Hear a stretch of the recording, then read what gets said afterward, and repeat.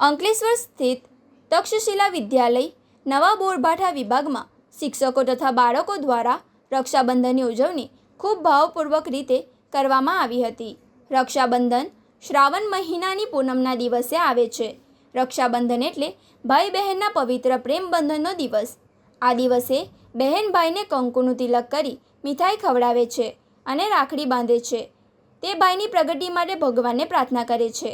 રાખડી એ માત્ર સૂતરનો તંતુ નથી, એ શીલ અને સંયમનું રક્ષણ કરવું તેમજ જીવનમાં સંયમની મહત્તા સમજાવતું એક પવિત્ર બંધન છે.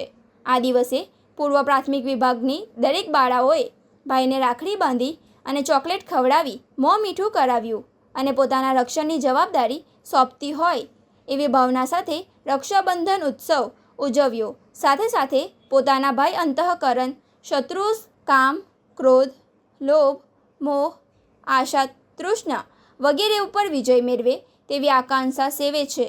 આ કાર્યક્રમને પ્રોત્સાહિત કરવા શાળાના પ્રમુખ ગુમાનભાઈ પટેલ, ચેરમેન વિમલભાઈ પાઠક, શૈક્ષણિક સલાહકાર પી.બી. પટેલ, આચાર્ય ઘનશ્યામભાઈ પટેલ તથા શિક્ષક મિત્રોએ ઉપસ્થિત રહી બાળકોનો ઉત્સવ વધાર્યો હતો.